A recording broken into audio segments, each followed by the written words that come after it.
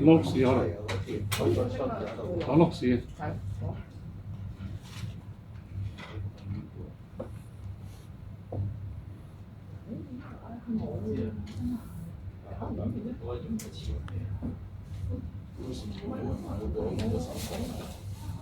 佢拉開咗我兩間房，多咗人可能人哋開翻今朝，如果係為咗我哋啦，或者為咗今晚，一定唔係為咗我哋。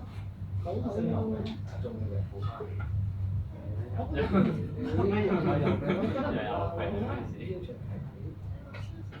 係啊，佢就出題啫嘛。我梗係問支持啦，呢個會問支持啦，但係幾時問我？其實11月。我冇睇到，你話好唔知？呢個係呢個係。係，呢個就知。呢個應該包喎，如果係非常。好特別。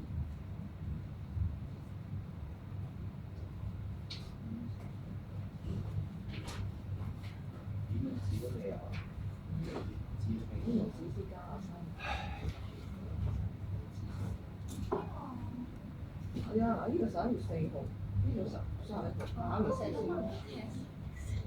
test 係12同17啊，隔幾日？唔係17同21啊。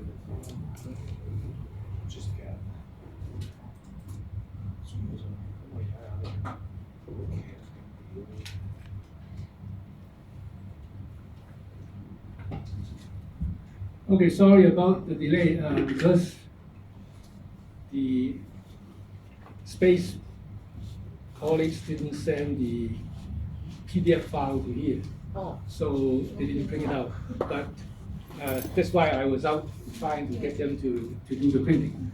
So it will come later, okay? So don't worry about it. Because for now, we will still use the previous handout because we haven't finished the 2 of the vitamins, okay? So later on, when we get going, then we should be able to get the handout. Okay, so for the last 2 B vitamins of the previous lecture, as I said, it will be pretty straightforward and very short because relatively speaking, we don't have a whole lot to talk about, okay? Particularly for pantothenic acid. So pantothenic acid actually is something that you seldomly will encounter in any of the in any of the news because relatively speaking, you don't see deficiency under this situation. So basically, we'll just focus on a few important information. Okay, so again for the for the structure, you don't have to worry about the structure, but I want you to at least have some appreciation, okay? So you start off with something which is called pantothenic or pantothenic acid, and then you go down. As I said, you don't have to worry about the pathways, but one important thing that you need to remember is that pantothenic acid, okay, which is a B vitamin, undergoing this pathway will eventually give you a very, very important compound, which is coenzyme A, okay? So the important thing for you to remember is coenzyme A is derived from pantothenic acid, okay? So of course, coenzyme A is very important for many, many different reactions. If you recall, when we talked about vitamin B1 earlier, last week, then the enzyme pyruvate dehydrogenase use coenzyme A, okay, to create acetyl-CoA from pyruvate, okay? So again, coenzyme A is very important. Now, so this is all I want you to take note of. So the second aspect for pantothenic acid is that it plays a role in the de novo fatty acid synthesis. Okay, so this is the second point. Now, for the details, you don't have to worry about. You have a diagram which is like this, okay, which is in the next few pages, which detailedly describe how we make long-chain fatty acid. Again, don't need to worry about the details. I just want to point out, okay, that the pantothenic acid, okay, and why it plays a role is because it is a anchoring point, okay, for the fatty acid synthase enzyme, okay. So the entire process of fatty acid synthesis, okay, so you have coenzyme A here, and I have pointed out here there's an SH group, sulfhydryl group. So the acyl, that means the long chain fatty acid group, okay, will be anchoring at this point, and then you would have the transfer of the 2-carbon skeleton into the growing chain of the fatty acid. So this is all I want you to appreciate, and again, you don't need to worry about the structure and the exact detail. So as a prosthetic group for acyl carrier protein, which is that protein that carries the fatty acid, and then it will go into the so-called de novo fatty acid synthesis. Now, so if you want to look at the big picture, okay, so of course, fatty acids are ultimately derived from acetyl-CoA and malonyl-CoA. So that's why I sort of highlighted the CoA here, which the direction here goes to fat synthesis. Okay.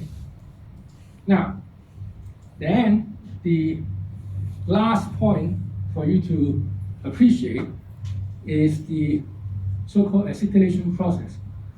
So the acetylation process includes a number of reactions, but I only highlight one here, which is the acetylation of a compound which is called choline. Okay. Now, choline is a methyl carrier, okay, CH3, and this is the structure of choline.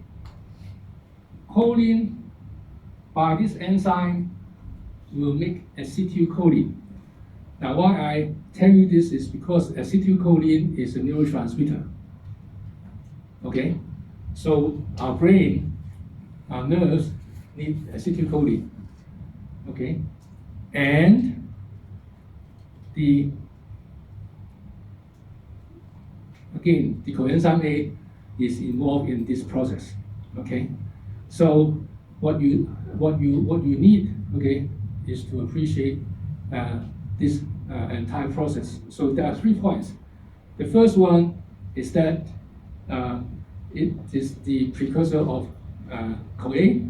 The second point is that it will be playing a role in fatty acid synthesis. And the third one will be that it involves in acetylation process, including one which is to make neurotransmitter such as acetylcholine. Now that's all the key points that I want you to remember. And again, you don't need to worry about the mechanism and the details. This again is just for your information, and I won't spend much time on it. So the last of the B vitamins in the previous lecture will be vitamin B7, which is biotin. And biotin will usually be bound with proteins, and so you need to hydrolyze it and release it. Okay, so either in a free form or in a bound form. Okay, now the bound form will be what we call by something which is called biotin. We'll have the structure for that. Okay, now so when the vitamin is bound to protein, you need to hydrolyze them. And the hydrolyzing enzyme will be called biotinidase, which will hydrolyze biotin, which is the bound form. Okay. Now, so you will see the diagram in the next page. So this is biotin. Again, don't worry about the structure. And then what you need to appreciate, okay, again, don't need to memorize it, is how this vitamin is bound to protein. So it is through a linkage with the amino acid lysine in the protein. Okay, so that's why what we say here, a protein-bound biotin. So this is just the lysine residue of a protein shown here. So it will form a linkage with the lysine residue of the protein, and this bound biotin will be referred to as biotin, and then it requires the biotinidase to hydrolyze it to release this biotin. Okay, so again, you don't need to recall and memorize the structure. I just want you to have a feel in terms of how we get the vitamin. Now, this is the point that we need to remember. So there are key coenzyme role of vitamin B7. Okay, and there are 4 coenzymes. Okay, and all these 4 coenzymes serve the same mechanism, and that is carboxylation reaction. Okay, so this is something that you need to remember. Biotin, the B7 vitamin. You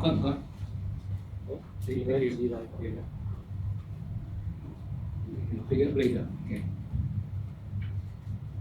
So biotin carries out carboxylation reactions, and the enzyme, of course, will be carboxylase. Okay.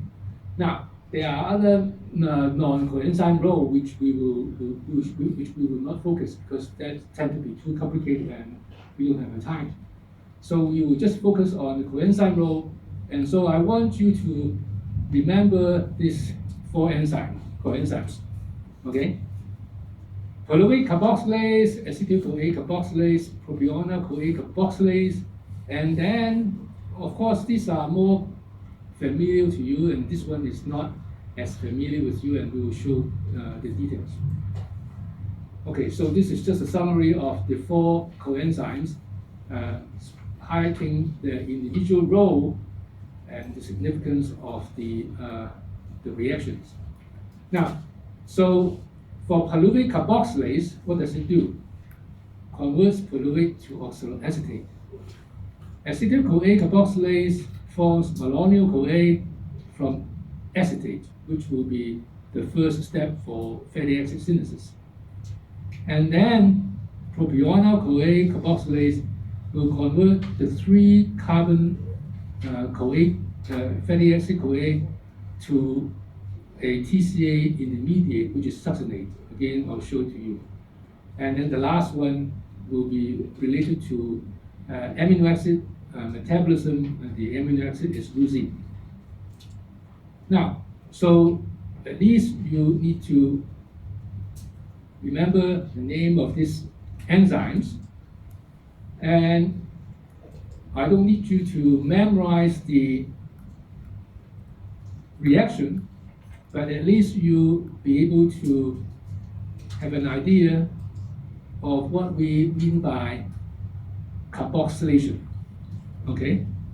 Now, so this is the enzyme complex, biotin enzyme complex. Okay? And when we say carboxylation, so there must be a COO group. And that COO group comes from here. So the first reaction is that you use ATP react with bicarbonate to get something which is called carbonic, phosphoric, anhydride. I don't need you to memorize this, okay? Which then, the COO group will then attach to the biotin enzyme complex. So you see the COO is here, okay? So the whole thing now, okay, will be like this. You have the enzyme, which is the carboxylase, you have the biotin here, and you have a activated COO group, okay? So this is now ready for reaction.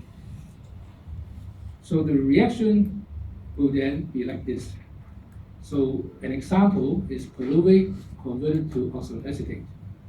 So if you look at the structure of pyruvate and oxaloacetate, the only difference is that it has 2 COO, whereas pyruvate only has 1.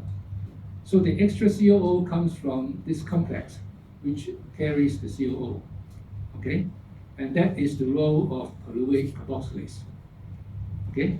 So as I said, I don't need you to memorize and write down, be able to write down the structure. But at least you should know that pyruvate converted to oxaloacetate is mediated by a transfer of the COO group, okay, to the pyruvate by this enzyme complex, okay? Now, so by the same mechanism, basically, okay, you have the other reactions, okay? So the second, okay, will be, in this case, introducing to you will be propionyl-CoA converted to something which is called methyl malonyl-CoA by the enzyme, which is again biotin dependent, and we call it propionyl-CoA carboxylase. Now, so where we get propionyl-CoA, we can get propionyl-CoA from 2 main sources. One will be from breakdown of certain amino acids, okay? And the other one will be from odd-chain fatty acids. When we say odd-chain fatty acids, I'm referring to, say, for example, 11 carbon, 9 carbon, 13 carbon 1, okay? Most of the fatty acids are what? Even number, okay? 16, 18, and so on. But if you have a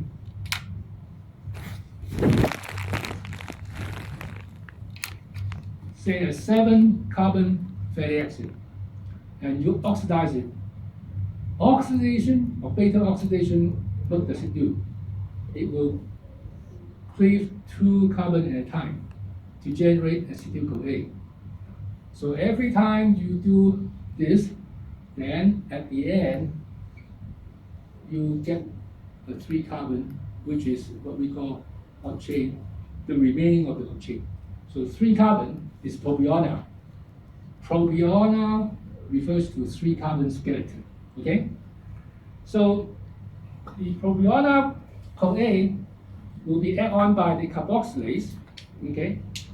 through the same mechanism that we talked about and generate something which is called methyl-malonyl-CoA. Okay? Now, then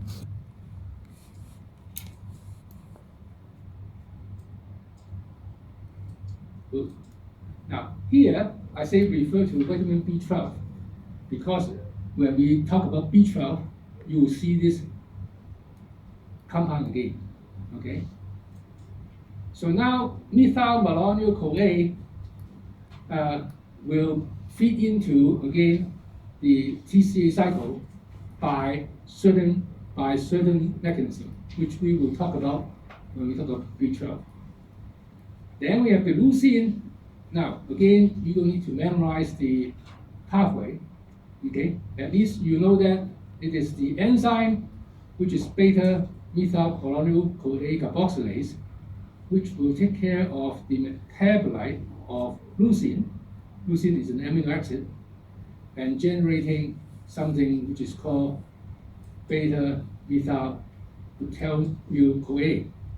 Now, so this is the enzyme which is biotin dependent, and if you have biotin deficiency, then that means this step is not working, and so you end up having to metabolize it by some other mechanism, which will generate some other compound.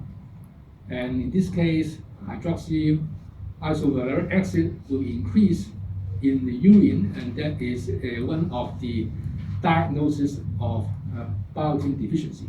Okay, so leucine metabolized to beta methyl-malonyl-CoA.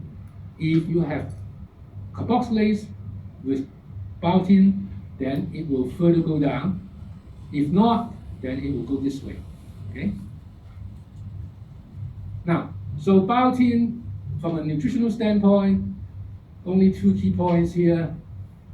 If you eat too many raw eggs, because of the protein, avidin, which will bind to the vitamin and make it unavailable. So for people who eat a lot of raw eggs, such as some bodybuilder, they may end up having a problem with biotin availability.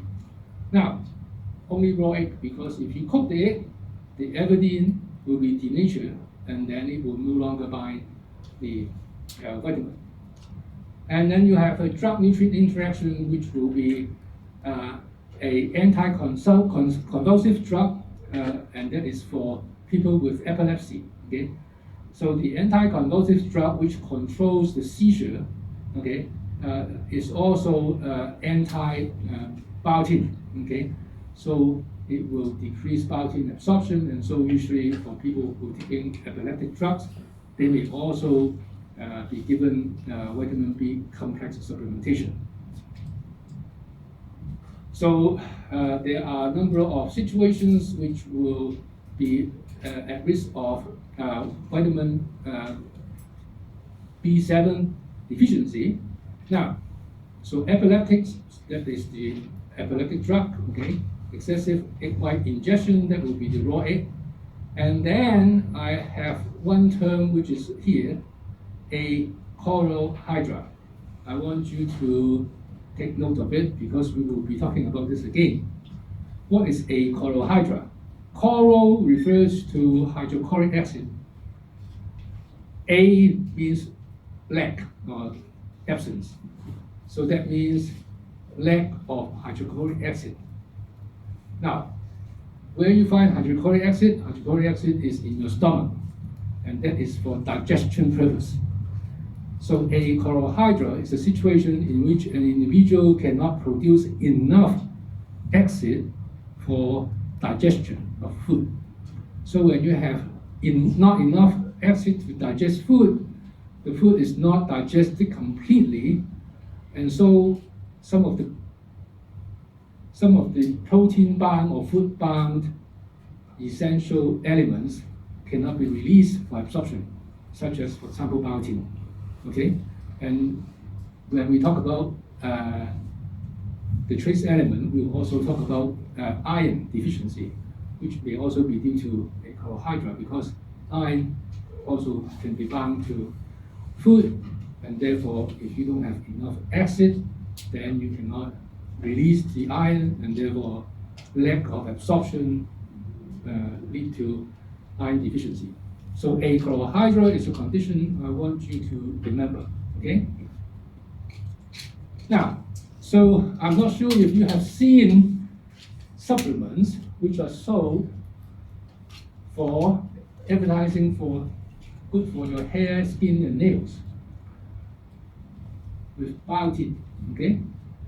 I have this picture when I was in Toronto. Anyway, but I want you to take note of the amount which is in this supplement, which is sold freely. Vitamin C, vitamin E, and then biotin. So there is 1,250 milligrams of biotin in this candy. Okay. How much do we need? RDA for adults is only 30. Okay. So the amount of biotin in that supplement is some 40 times that of the RDA. Now, I'm not sure if you take it in and out, what kind of long-term effect you have. Okay, may not be a lot, but on the other hand, the question is, why would you need 40 times the RDA to achieve a specific purpose? Now, I'm not questioning, or I'm not at least arguing whether it works or not. Okay, it's just from the perspective of level of intake. If we need only 30 microgram, okay, and one gummy or one capsule carries 40 times the amount. And if you take in and day out, then it's up to you to decide whether it is necessary or not. Okay, so this is the just the learning outcomes that I showed you earlier. So I won't go into details. So those are the key things that you will need to take a look at it when you are preparing for the test and exam. Okay, now, so this much for the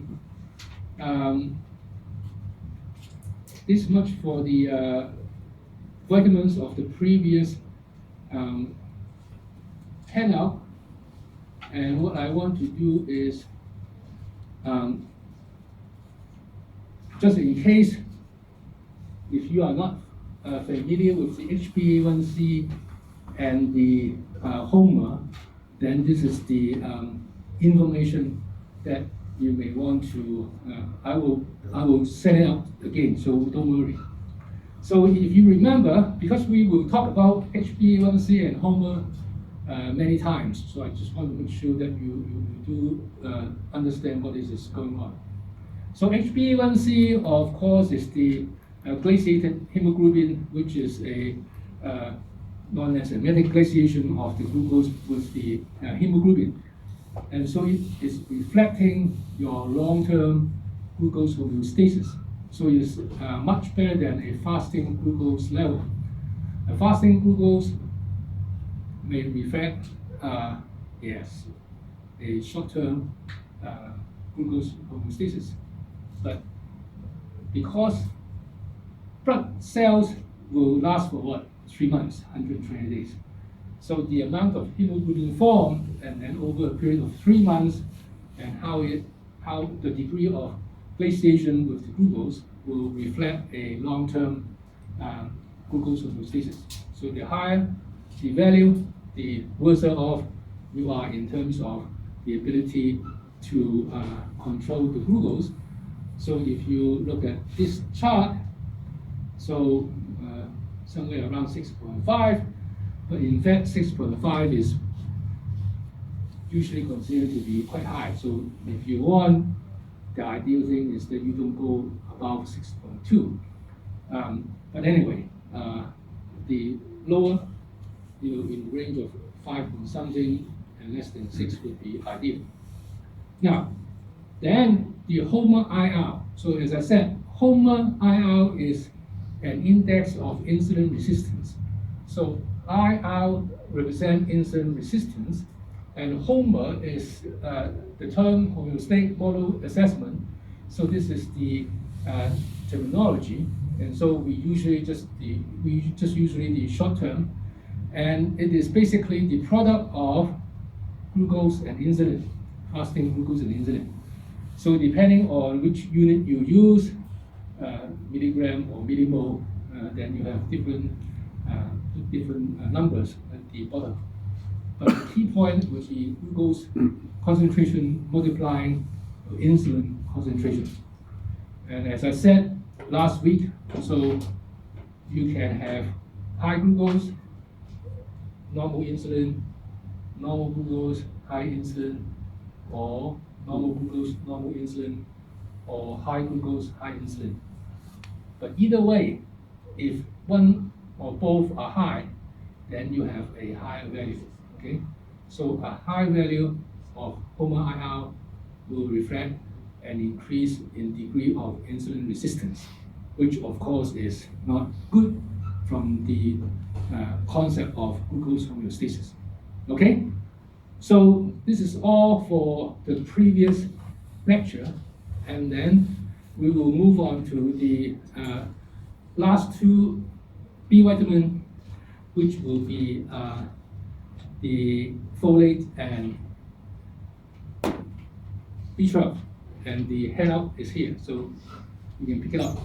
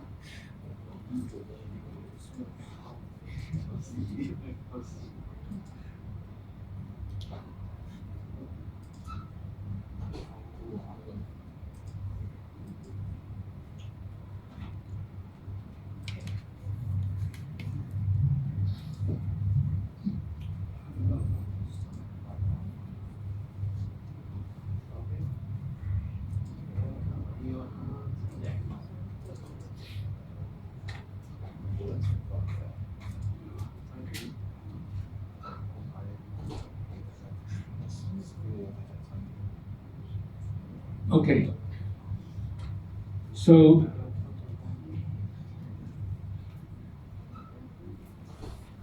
Now we are going to talk about only two.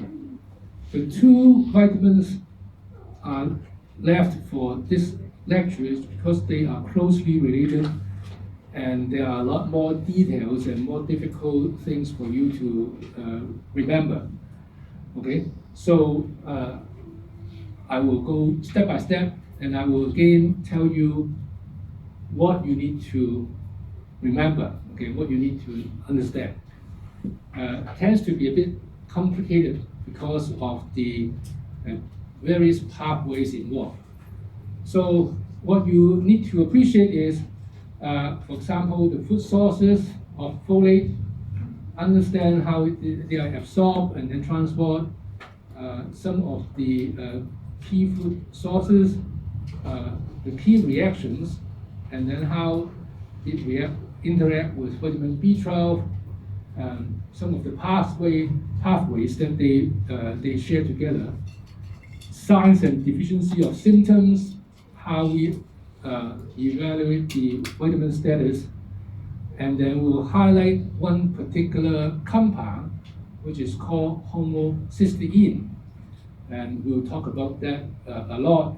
And so this will be because this is a risk factor, and this homocysteine level is directly related to folate and vitamin B12.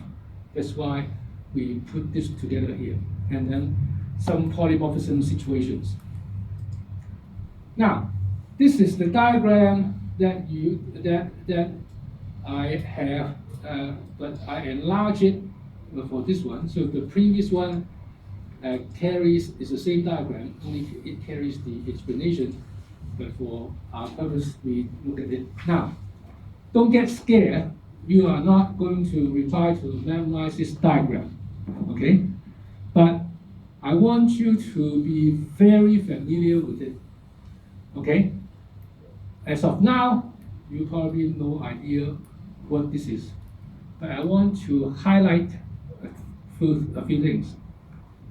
Something called methionine cycle. Now, what is methionine? Methionine is the sulfur-containing amino acid.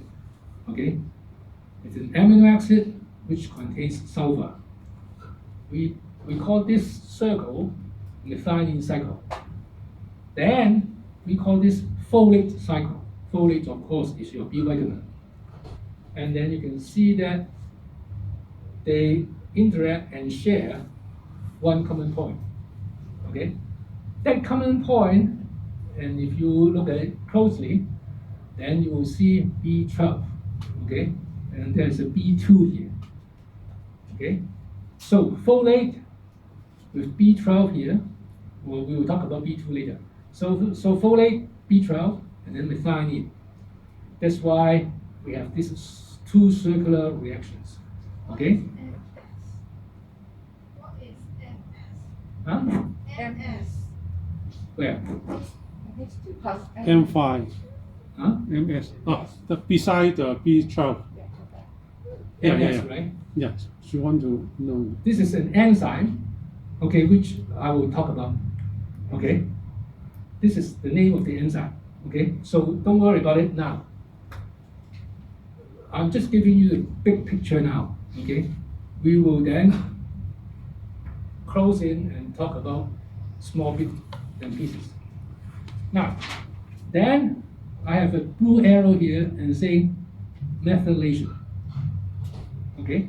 Now, why we have methylation, which is linked to this methionine cycle, is because methionine, as I said, it is a sulfur-containing amino acid, but at the same time, it contains what? CH3. What is CH3? CH3 is the methyl group. That is methylation. Okay? So that's why methionine, being an essential amino acid, is very important. It carries sulfur and it carries a methyl group. Okay? Now, so because methylation is linked to methionine and methionine is linked to folate, and automatically folate is linked to some methyl reactions, okay? And of course, then folate eventually will be linked to DNA synthesis because it plays a role in the formation of the precursors of DNA, which we will explain later. Okay, so this is what I want you to have an appreciation, and this part. Don't worry about this yet. Okay, so this is the big picture that I want you to have an overview. Okay. So folate comes in different format depending on what you read. Folate, tetrahydrofolate, tetrahydrofolate, which is in the abbreviation form, folacin, folic acid. Okay, they are used interchangeably, but in fact, they actually, from a structural standpoint, they do differ a little bit. But very often we use them interchangeably. But I just want to make sure that you understand the differences between folate and folic acid. So this is the structure of folic acid, and this is the structure of folate. Now, you don't need to reproduce this structure, so don't worry about remembering it. But I want you to appreciate this. Folic acid has double bond. Folate has no double bond. Okay, that's one thing. And then usually the folate, which is present in food, will have a long tail of glutamic acid. So I say 5 to 7 glutamate. Whereas folic acid has only one glutamate. Glutamate, of course, is an amino acid. Okay? So folic acid has double bond, folate has no double bond. Okay? So that is the key differences between the two. Now, so where you find folate or folic acid? Folic acid is a synthetic form which you will get when you have the vitamin pills. Okay, so it is a synthetic form, whereas folate, okay, will be the usual naturally occurring form in the food. Okay, but folic acid can be converted to folate. Okay, now, so why we spend this time talking about this is because there are some argument as to what degree the folic acid in the supplement can be converted to folate, and that we will talk about later. Okay. So again, this is just a little bit more detail, but I won't spend too much time on it. It's just break down the different components of the folic acid.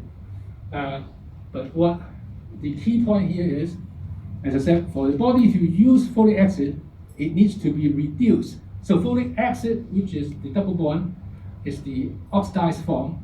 It needs to be reduced to DHF, stands for dihydro, and THF stands for tetrahydro. Di means 2, tetra means 4.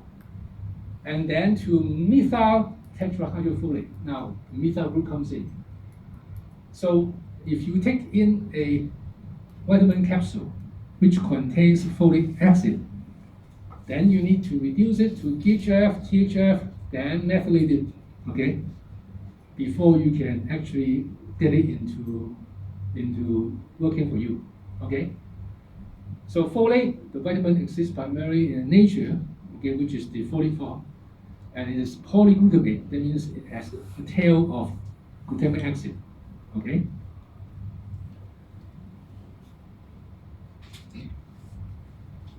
So the glutamate needs to be removed, okay? So the naturally occurring folate contains 5 to 7 glutamate, a tail, but we need to remove all of them except one, okay? So you need an enzyme which is usually conjugates. And as I said, you also then need to add a methyl group to it, okay? And we will talk about how we add methyl group. So from a diagram, you can have a very good understanding. As I said, if your vitamin is in the natural food form, then this is the ring structure plus the glutamate. You need to chop them up, okay? And then you add a methyl group, okay? So that this will be like that. So this will be tetrahydrofolate or methylated tetrahydrofolate, okay? So when you go through the absorption process, okay, the intestine digestion break down the glutamate and add a methyl group, okay, and folate is absorbed and delivered to the cell. Now, remember, this form of folate with the methyl group, okay, although it is important for absorption, but this form is not active, okay, and that is what you need to remember. We need to have the methyl form for absorption, but this is not the active form, okay? Now, how you activate it comes in the role of the vitamin B12. So vitamin B12 will remove the methyl group and then get that methyl group. In that case, then both of them become biologically useful. Okay? Yeah. You mentioned here, remove and keep the methyl group. Where? B12, remove and keep. Correct? Remove and then keep the methyl. The last two, yeah. Yes. This one. To activate folate, B12 removes, which is this one, take off, and keeps the methyl group means it will keep, that's why it's shown here. So the methyl group goes to here, goes to Change the direction. Okay? No, they cut it and then remain in the B12. Well, this is a cartoon. Later we'll show you the detailed reaction. But Okay? you said which activate the B12 is that the methyl group activate the B12? Basically, The last sentence. yes. No, not here. Methyl group and then which activate vitamin B12? Yeah, the last three. Well, actually, both lines are the same, referring to the steps that you need B12 to activate folate, but at the same time, with the transfer of the CH3 group to B12, then B12 serve specific function. That means both vitamin, both are activated. Yeah. Well, in certain key reactions, Yeah. and I'll show it to you again. Okay. Oh.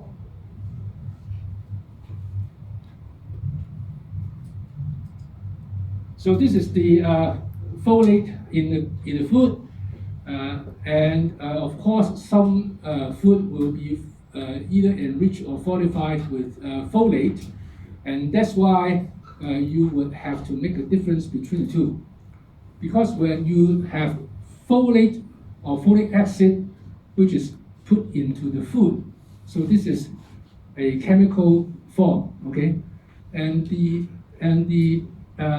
molecular weight of folic acid will be much smaller than the folate, because folate, naturally occurring folate, has sulfur-glutamic acid. So you have to take into account of that, and so that's why 0.6 microgram of folate will be equal to 1 microgram of folate. As folic acid will be equal to 1 microgram of folate, because the molecular weight of folate is bigger than that of folic acid. So is it always Okay. like this? Huh? Is it always like this? One. Yeah. This is the standard calculation. Okay. So because you have food naturally containing folate, and then you have vitamin in a capsule or vitamin that is fortified in food, so we use dietary folate equivalent. Equivalent will include naturally occurring folate and folic acid. Okay? In other words, the amount of the folic acid is much bigger than the food folate. Say that again. I mean, in other words, the amount of the folic acid is bigger than, is larger than folate. You can't say that. You can't say that. You see, this is why you have this equation at the end. Remember, you can have either folic acid or folate. Okay? So how are you going to add this together? That's why you need these two conversion. Okay? And so you end up using dietary folate equivalent. Okay? So that means 1 microgram of folate, okay, which has a bigger structure because it has several glutamic acids, equals to 0.6 microgram of folic acid. Okay, so depending on how many micrograms of folic acid you ingest and how many micrograms of dietary folate you ingest, then you calculate the folate equivalent. Okay, so the folate equivalent, what is this 1.7?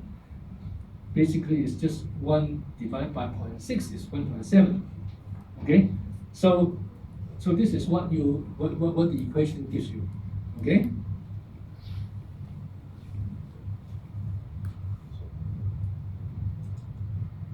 So this is just basically the same as what I have just said, so I'm not going to go through that.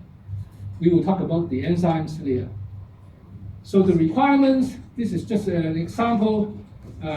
So a change with age, and then you also have a situation in which the females, when they are going through pregnancy and lactation, then you have a high requirement. Okay, so the important part comes in here, the coenzyme. Remember, one of the students just asked, what is MS? MS stands for methionine synthase or synthase, depending on what you read. Okay? So methionine synthase is the MS in the diagram. What does it do? Okay, removes the CH3 group to form tetrahydrofolate by a B12 dependent enzyme. Okay, so this methionine synthase is B12 dependent, and this thing will remove the CH3 group, okay, from the methyl tetrahydrofolate, and that will activate it. Okay.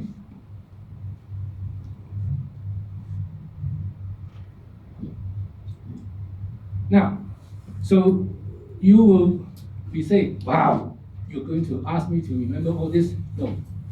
But you need to understand, you don't need to reproduce this diagram. You need to understand this to understand what we're going to talk about. Okay? The first thing is at the top. Remember I say folic acid is the oxidized form? Yes, double bond. Then, by reduction mechanism, you get dihydro and then tetrahydro. Okay? So DHF is dihydrofolic acid or dihydrotetrahydrofolate. Tetrahydrofolate would be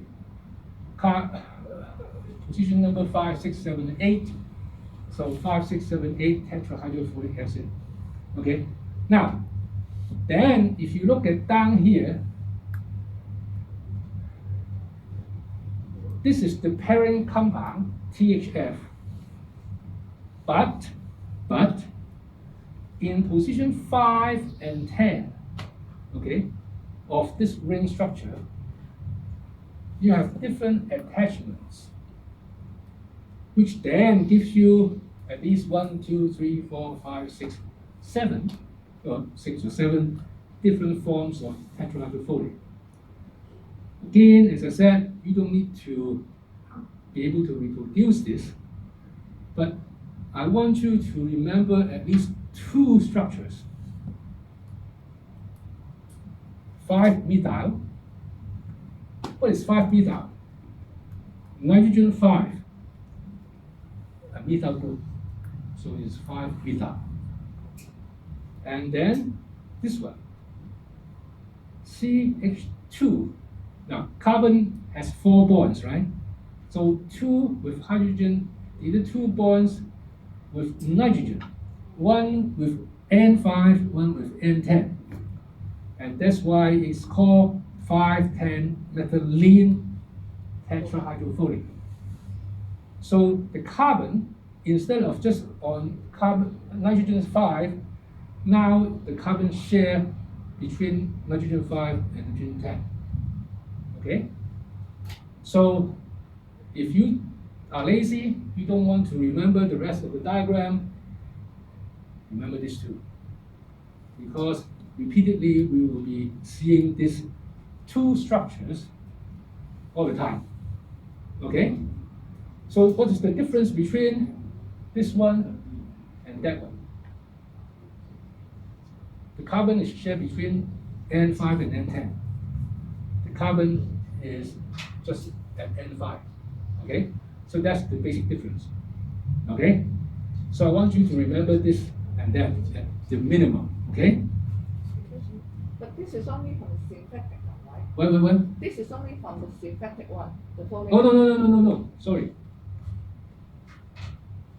This is your synthetic one. Okay?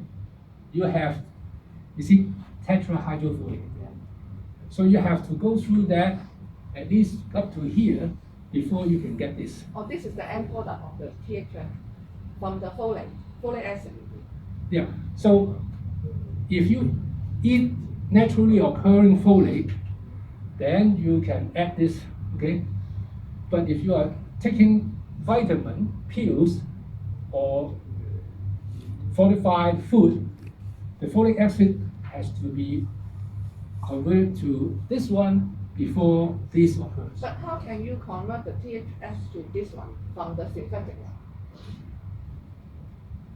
From here. Yeah, I know, but you have 1, 2, 3, 4, 5, 6 type of folic acid. I mean the THF. But how can you specify which one comes from where? Because they have different enzymes. Okay, that means you still have, your body have still used the enzyme to Oh yeah. Oh, Okay, sorry.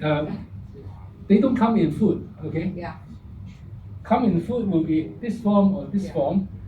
If it is this form, it goes here, and then once inside your body, then you can have different mechanisms to make this. That means the body converted. Yeah. That just like my question is from the synthetic folic acid and then go down to THF and then your body convert to different kind of. You're right. Yeah. You're right. Okay. That's Clear? my question. Thank you. Okay. Here. Now, this is again, as I said, you don't need to memorize the structure, but what this diagram shows. If I say, if you remember, I say you need to remember 2 structures, methyl and 5,10-methylene. Okay, these 2. So from here to here, okay, you can see that there are reversible reactions and there are irreversible reactions. And so this is only what I want to highlight, and again, this will be shown again and emphasized later. So don't worry about at this point, okay?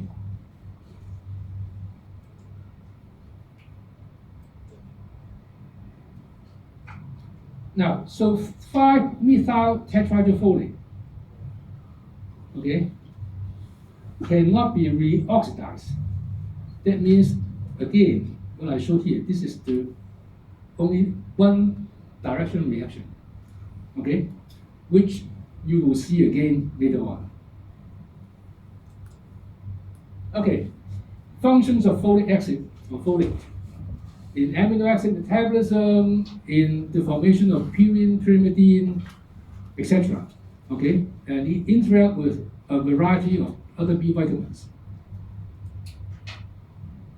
So the dietary allowances for 100 microgram of EFE, okay, and in case of deficiency, you have what we call macroplastic, macrocytic, anemia, and we will explain it to you later on, okay? Don't worry about it. And then we will talk about the assessment of folic acid status later. Now, so this is the headache diagram for you. You don't need to be able to draw this diagram, okay? But for you to understand what I say, the purpose is to show you this first and then just focus on two areas. Okay? Now,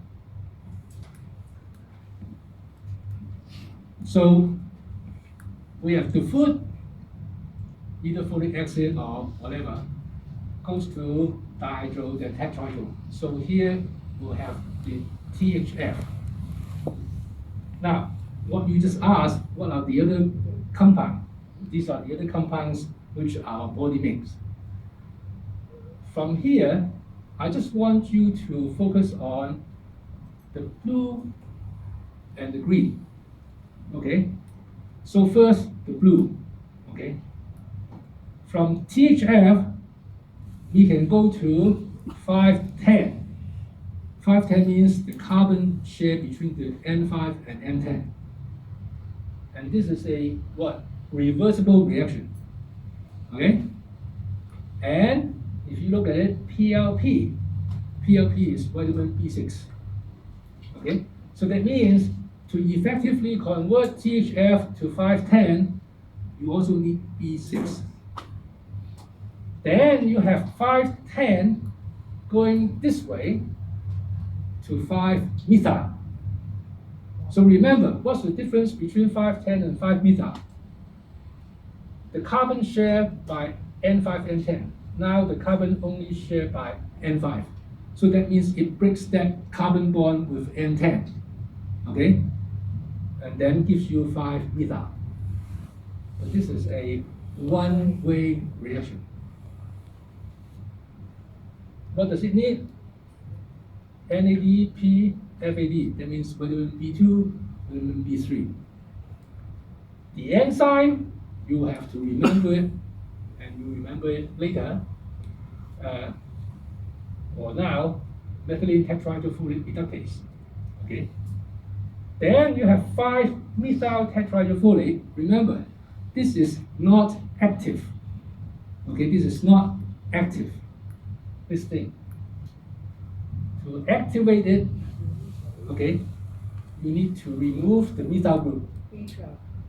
And that is the B12 role, and that is reaction number 6. Methionine synthetase requires B12. Okay? So this is the triangle which you need to remember. 2 one-way reactions and 1 reversible reaction. So from THF to 510, it is reversible, B6 dependent. From 510 to 5-methyl, you need vitamin B2, vitamin B3.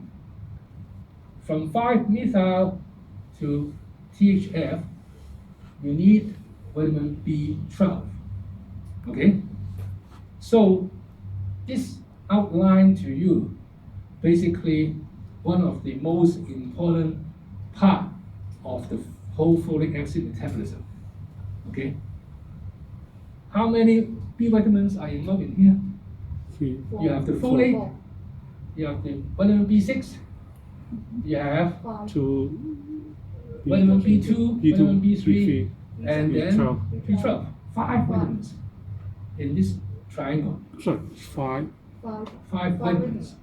B6, B2, B3, B6, B2, B3, B12, B12, and then the folic acid. okay. Okay, the folic acid. Now, okay, so this is the one that I want you to remember. And believe me, if it is not asking you in the test, it will be in the exam. Now, then the next important role of B12 is for DNA synthesis.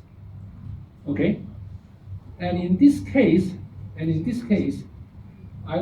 just want you to remember this reaction. Okay? Now, so reaction number 9, if you go here and say thymidinate synthetase, okay, that is the enzyme here. But what does it do? Okay? Going back to this 510, okay, that means the carbon share between N5 and N10. Go here, and then it forms dihydrofolate. Dihydrofolate can be reversible to tetrahydrofolate. And in this case, this reaction will be linked with DUMP to DTMP, and DTMP eventually goes into your DNA synthesis. That's why this is also a very important reaction. Okay? So if you have folate deficiency, what's the problem? Well, that will affect your DNA synthesis, it will affect here, and of course, all the other reactions that we haven't mentioned. Okay? So for now, in this diagram, okay, the main focus is this triangle, which I hope you will now appreciate, and this reaction. Okay? And you will see this again repeatedly in the subsequent slides. Only that we now will break down into small pieces for you to have a better picture. Okay? Now, so when we say, well, DNA synthesis, of course, then DNA, RNA, we need the purine and pyrimidine, and this is just to show you that some of the structures here, okay, requires folate, okay? So if you look at this diagram, so this is the basic structure of purine, okay? So purine is what? Okay?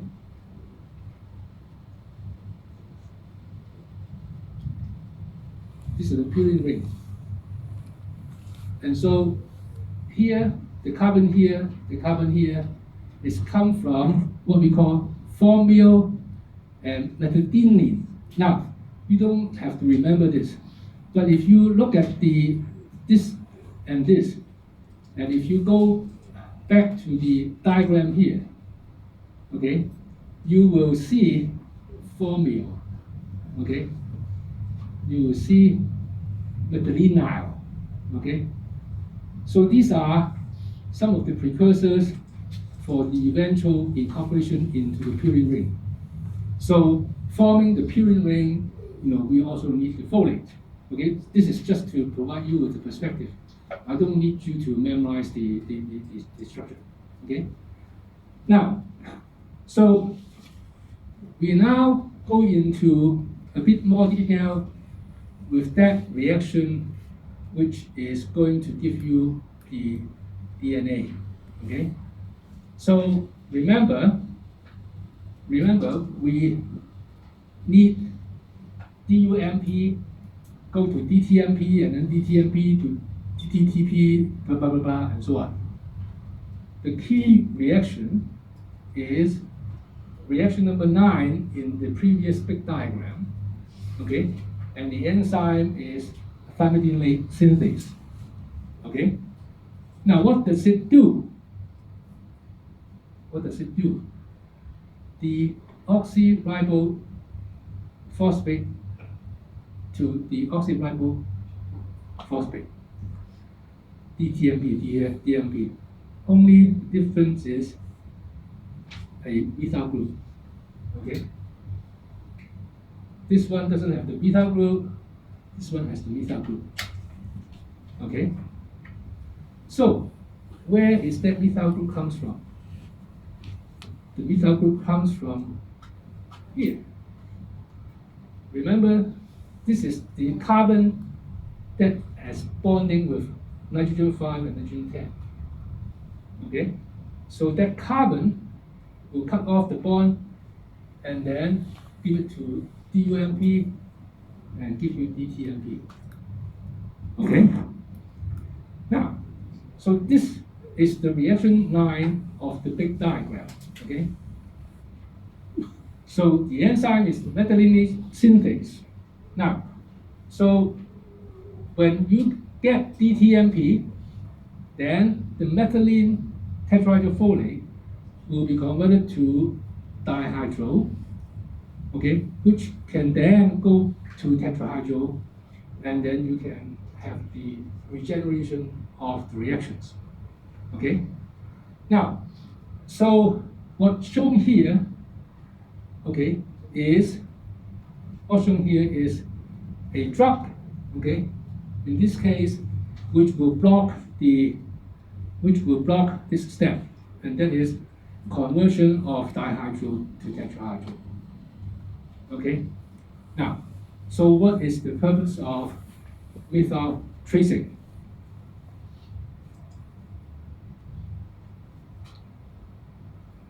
We'll talk about that in a minute. Now, so the big picture here, again, you may be scared, but we've covered a lot of this already. This is the same. Okay? DUMP to DTMP to DNA synthesis by the enzyme methylene synthase. As I said, sometimes it calls synthase, sometimes it calls synthetase, depending on which book you read. But it's the same reaction. So the coupling reaction is 5-10 go to dihydro. Dihydro goes back to tetrahydro, which then goes into different aspects. Then this part is the triangle. This part is the triangle in the previous diagram. Methylene synthase or synthetase, which requires B12. Okay. Now, so for this particular diagram, what you see here is 5-methyl tetrahydrofolate from 5-10. This is a one-way reaction, and then this is also a one-way reaction. So the 5-methyl tetrahydrofolate actually goes to B12, but the B12 with the methyl group, okay, B12 is not keeping the methyl group. B12 will give the methyl group then to a coupling reaction to this particular compound to give rise to the essential amino acid methionine. Methionine undergoes this reaction, which is the methionine cycle, and we will talk about that in a minute. So, as I said, this is your methionine cycle, this is your folate cycle, okay? Now, so methionine, if you remember, I say methionine is an essential amino acid and has two very important characteristics. One is that it has sulfur, the other one is it has methyl group. That methyl group either comes from the diet or from where? From here, from this reaction. Okay? Now, once you have the methionine, it will carry out what we call methylation reactions, which you will see later, including methylation of DNA. Okay? Now, once methionine gives up the methyl group, it becomes this thing again, which then can pick up yet another methyl group from tetrahydrofolate with the help of B12 and regenerate methionine. That's why we say methionine cycle. Okay? So you can see methionine gets the methyl group, okay? It will go through methylation steps, which then lose the methyl group, and then give you back this one, and then you can pick up another methyl group with the help of this mechanism and regenerate methionine. Okay? That's why we say methionine cycle, folate cycle, they are tied together with this particular important MS, methionine synthase, which is B12 dependent. Okay? Now, of course, DNA methylation will be important for a lot of other molecular biology things, which we will not have time to go into detail. So this is just an explanation, okay? I'm sure when you do your biochemistry, you remember something called CpG island, and CpG island will be densely located in the promoter region, and the methylation of this site will produce what we call, what we referred to earlier in last lecture, epigenetic effect. Okay, so the methylation of DNA, for example, okay, will result in transcriptional silencing, and so this is what we call a epigenetic effect, because it is not affecting the DNA sequence, but it will affect the ability to read and then therefore express certain proteins. Now, then come to two reactions which are not as important, okay? So if you are lazy, you can forget about this, but they are still important, because if you go to the big picture, you will see that they are interacting and then they give rise to one another. So there are two reactions in the middle of the diagram, reaction 7 and then reaction 1. Now, what is reaction 7? Reaction 7 basically is metabolizing another amino acid which is called histidine. Okay, histidine goes into something called formimoglutamate. Now, this particular thing, okay, will then convert into glutamate, which is an amino acid, by this enzyme. Okay, so this is reaction number 7 in the big diagram. And then you have the reaction 1, which I mentioned, that is the B6 dependent reversible reaction, okay, mediated by serine hydroxymethyltransferase. Now, why is it say serine hydroxymethyltransferase? Is because it is a reaction that involves serine and glycine, and what you have, okay, is tetrahydrofolate to methylene tetrahydrofolate. Methylene tetrahydrofolate and tetrahydrofolate differ only in one.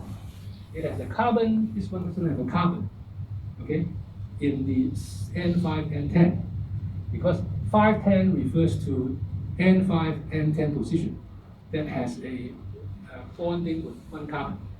So this one has a carbon, this one doesn't have a carbon, and if the reaction goes this way, that means the carbon here gives to here, and then gives to lysine, okay? But as I said, these are not as important for you to appreciate in terms of the overall effect. Now, so this is basically the same diagram that describe the thymethylate synthase, and that is the DUMP to DTMP. So DUMP, DTMP, DTMP, which then goes to DNA. You end up having dihydro. Dihydro goes to tetrahydro. Okay, tetrahydro undergoes the reaction 1, which I just described, gives you to 510. Okay, and then 510 can react with DUMP to give DTMP. Okay. Again, as I said, structure you don't need to remember, but you need to be able to remember which goes to which, at least in terms of wordings. So folate provides the CH3 group for the methylation cycle, okay, or the methionine cycle. Okay, so the catalyst will be, the enzyme will be methionine synthase, and then it requires B12. Okay. Now, as I said, methionine is necessary to make something which is called S-adenosyl methionine. What is S-adenosyl methionine? It's called SAM, S-A-M, and you will see later what it is. Because this is a activated form of methionine, which makes the methionine a methyl donor. Okay, so for methionine to be able to donate the methyl group, it has to be converted to, in general, converted to SAM. Okay, and then SAM will carry out many different reactions. This is what we talk about. So what you see here is, this is your methionine cycle. This is your folate cycle. This is the MS, okay? This is the MS, I've got to put down here. So you can put down here, methionine synthase, B12. The B12, the CH3 group, this reaction, B12 loses with CH3. Where does the CH3 goes? CH3 goes to here and gives you methionine. Okay? So the CH3 in B12 goes to homocysteine, which then gives methionine. So methionine, either from the diet or from here, then undergo this particular step to form SAM. So 1 ATP give up the phosphate, you have the adenyl seal group, form SAM. SAM now is the methyl donor, okay, which will mediate many different reactions as shown here. And then when it gives up the methyl group, then eventually it goes back to homocysteine. Okay? Now, the details, I don't need you to be able to follow, but you need to at least know that methionine, the methyl group, comes from CH3, which is linked to B12. Okay? And then methionine gives SAM, and SAM is the methyl donor for these reactions. Then you will regenerate homocysteine, and this is your methionine cycle. Okay? Now, the reaction of SAM are, you can see all these are very important reactions. Some of you may be familiar with, some of you may not be familiar with. Norepinephrine to epinephrine, these are neurotransmitters. This one you are likely not as familiar, so I don't want to spend too much time.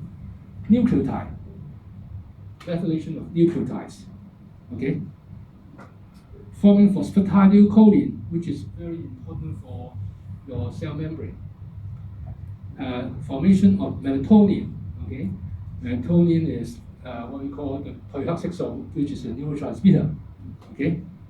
So SAM is involved in all this reaction by donating a CH3 group, okay, to this, and this, forming this.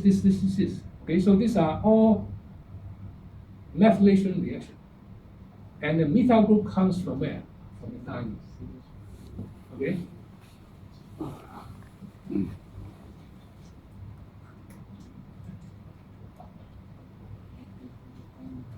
So, you are seeing this again. I'm just trying to brainwash you. So you are very familiar with this methionine cycle, folate cycle. The interacting point is MS, methionine synthase. Okay? So here you have the folate cycle, 510 to tetrahydrofolate, giving this carbon to B12, and that carbon goes to homocysteine to form methionine. This is what is shown earlier. Okay? So the important aspect is that if you look from a overall big picture, you take in your folate, which then get processed to tetrahydro. You need B6, you need B12, you need B2, you need B3 to get this going, and then link to methionine, okay, which itself is the essential amino acid for protein, but also a methyl donor for a lot of important reactions. Then, when it gives up the methyl group, it gives you something called homocysteine, which can then regenerate methionine. That is very important, and that is the role of MS. But if you remember at the very beginning, the first slide that we have, we say homocysteine is a risk factor.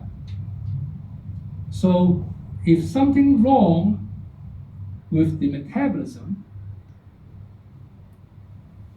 and this thing fills up, then you are in trouble.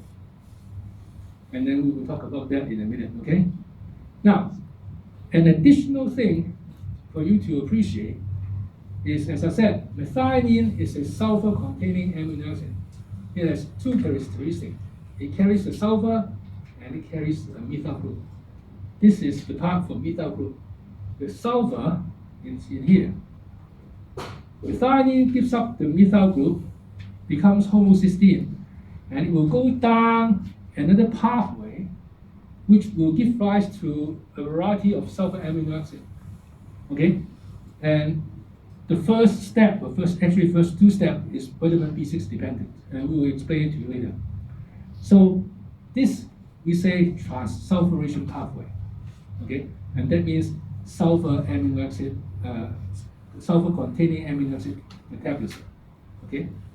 So methionine cycle, folate cycle, and then the sulfur amino acid metabolism.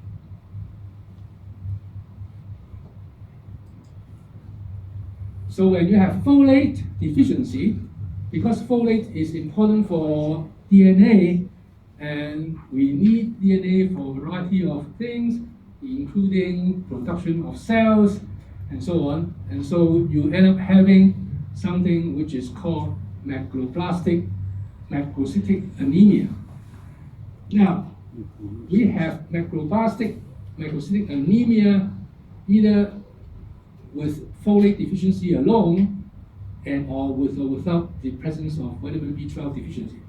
So you can have macrocystic anemia caused by folate deficiency or B12 deficiency, which we will talk about, or both deficiency.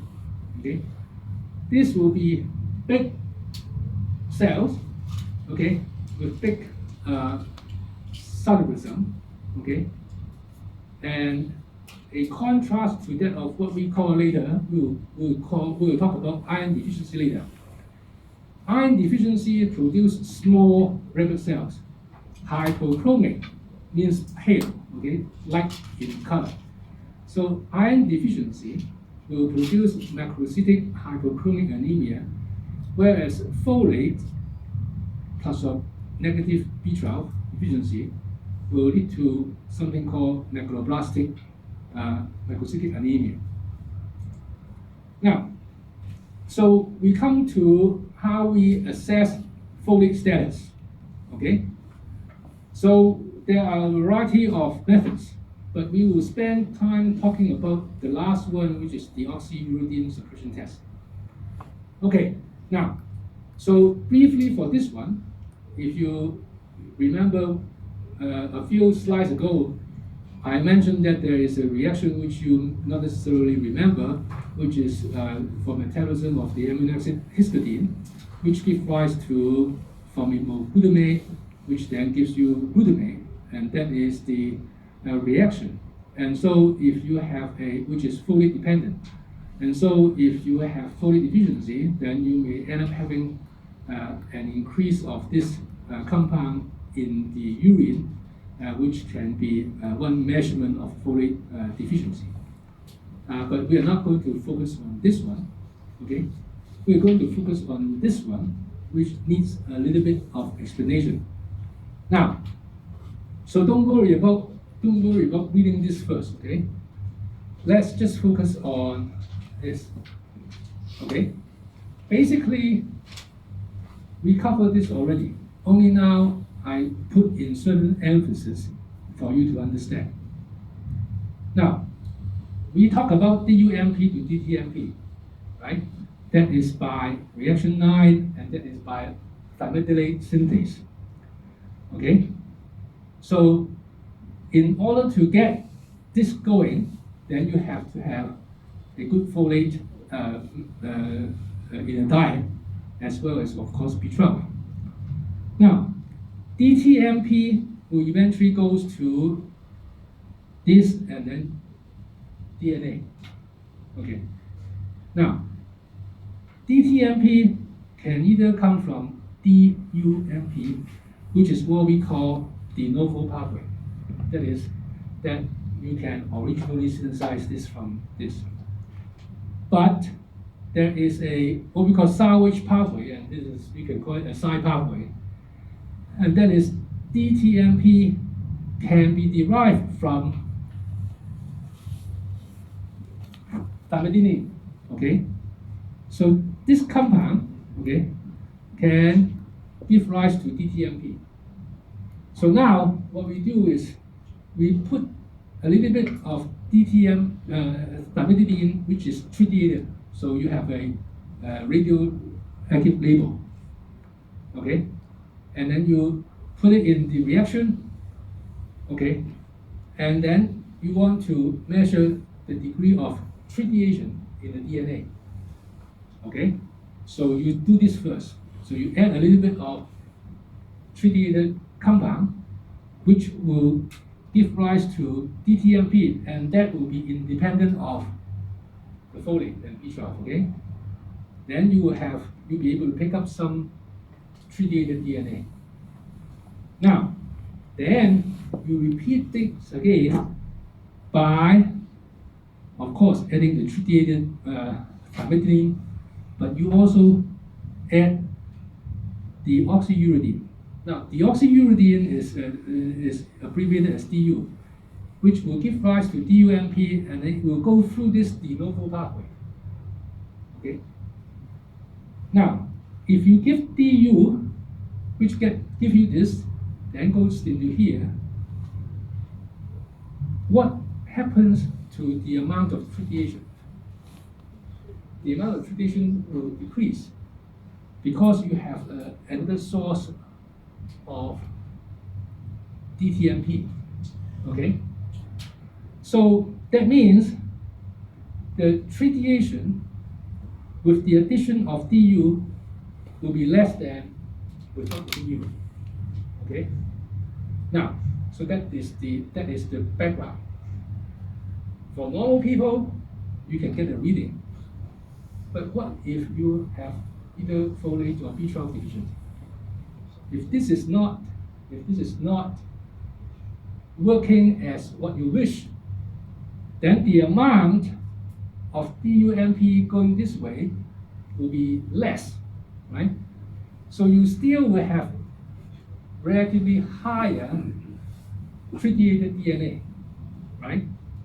So compare a normal individual with a folate deficient individual, okay? The degree of reduction, and that's why we call impairment, okay? Impaired ability will not be as great in the folate deficient individual, okay?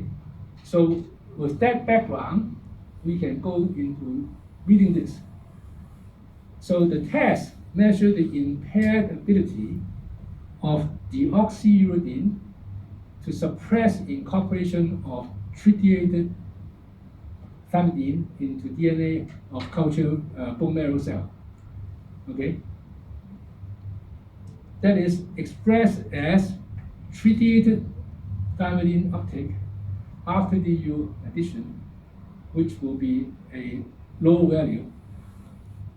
I mean, in terms of tritiated DNA, as a percentage of uptake before DU addition, okay, which is a high value. Okay, so if you then compare the normal and the folate or B12 deficient, then you will be able to have an idea of whether these individuals are deficient or not. So this is what we call deoxyuridine suppression test. Okay, now I'll stop here. If you need more explanation, I will explain it again later.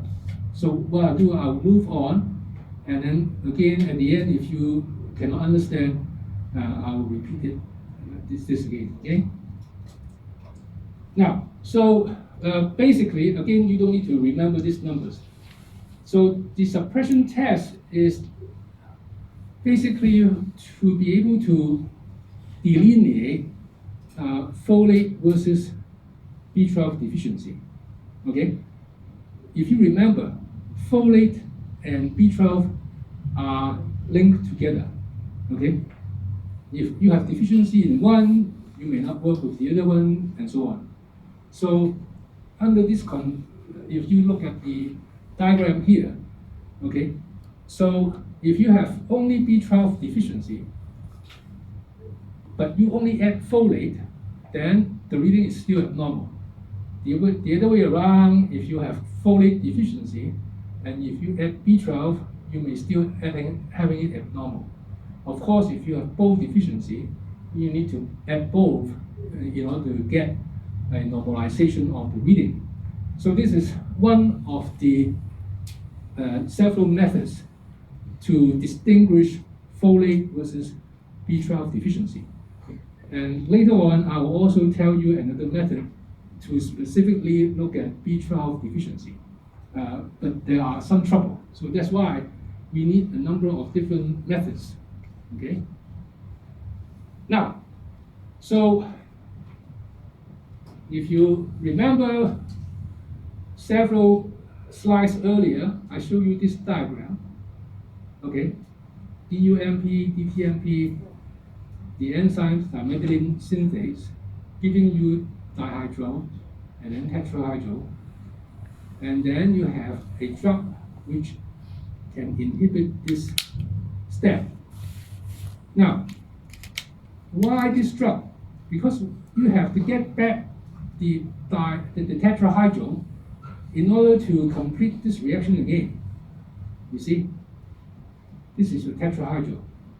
You have to get tetrahydro from dihydro in order for tetrahydro to go into different versions of the folate.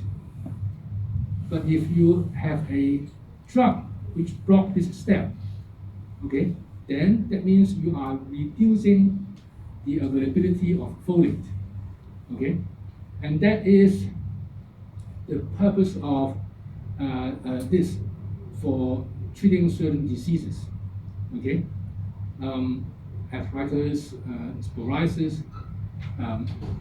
So you will try to deplete the availability of the DTMP because you are blocking this, and therefore you are reducing the regeneration of the folate. Okay, so this is a fairly popular and common medication, and for use to treat certain cancer as well as some other diseases. Okay. Now, so we will stop here for 5 minutes, and then we will move on to vitamin B12. Okay. So if you have a question, let me know, and then we can come back to it again later on. Okay. So 5 minutes.